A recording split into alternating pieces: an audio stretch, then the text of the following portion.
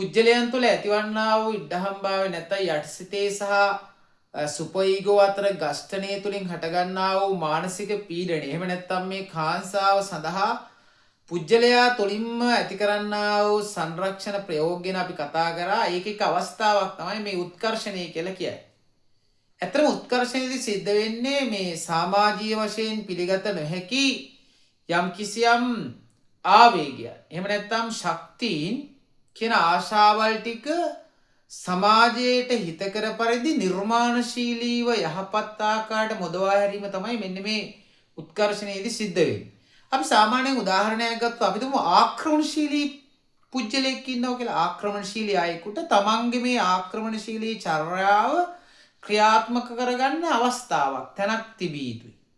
ඒතර ඔහු ඒ සඳහා මෙවැනි පුජ්‍යලයන් අපිට හැකියාවක් තියෙනවා සාමාන්‍යයෙන් මේ ආවේගයන් පිට කරන්න මොහු සටන් කලාවට.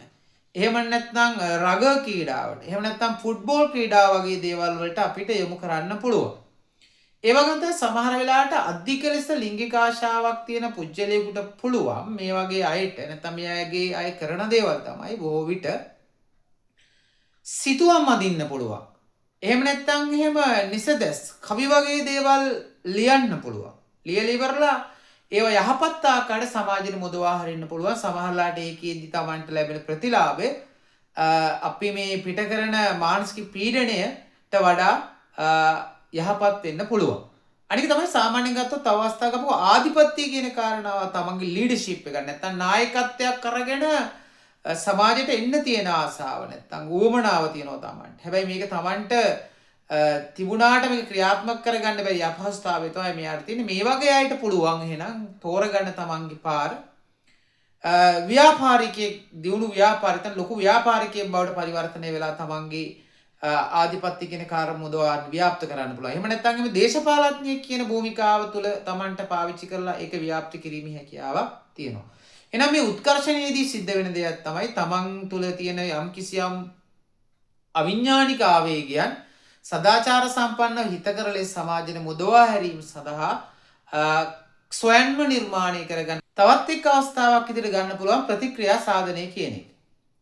එතකොට යම් කිසියම් කෙනෙක් තමන්ට පිළිගත නොහැකි ආවේගයන්ට විරුද්ධව ක්‍රියා කිරීමක් සිද්ධ වෙනවා මෙන්න මේ අවස්ථාවේදී ප්‍රොයිඩ් කියන ආකාරයට. අපි සාමාන්‍යයෙන් ගත්තොත් ආක්‍රමණශීලීත්වයේ සංගවන්න.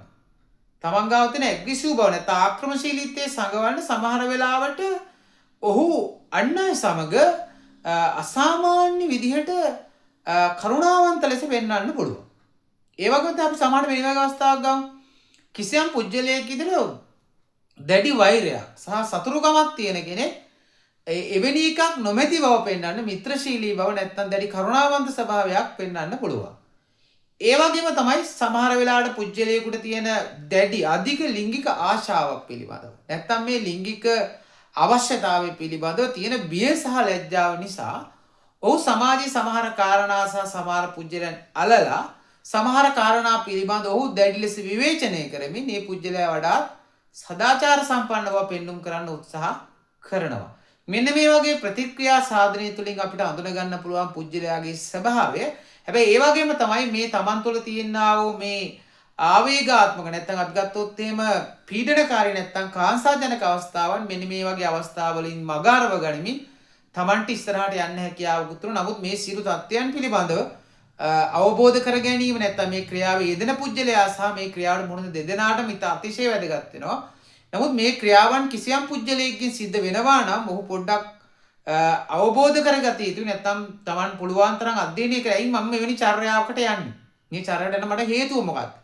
කියන කාරණා පිළිබඳව සිහිනුවණින් කල්පනා කරොත් ඔබේ සමහර විට මේ පීඩාකාරී තත්ත්වයන් මුදවා ගැනීම සඳහා අවශ්‍ය පරිසරය ඔබ සකසා ගනි. ඒ සඳහා සුදුසු උපදේශනයක් ඕන නැත්නම් යාළුවෙක් මිත්‍රයෙක් සමග මේ සම්බන්ධව සාකච්ඡා කරලා සමහරට ඔබ මේ කරන චර්යාවට වඩා ප්‍රතිඵලදායක දේවල් ලබා ගන්න සමාජයෙන් හැකියාව ලැබෙන්න පුළුවන් ඔබට.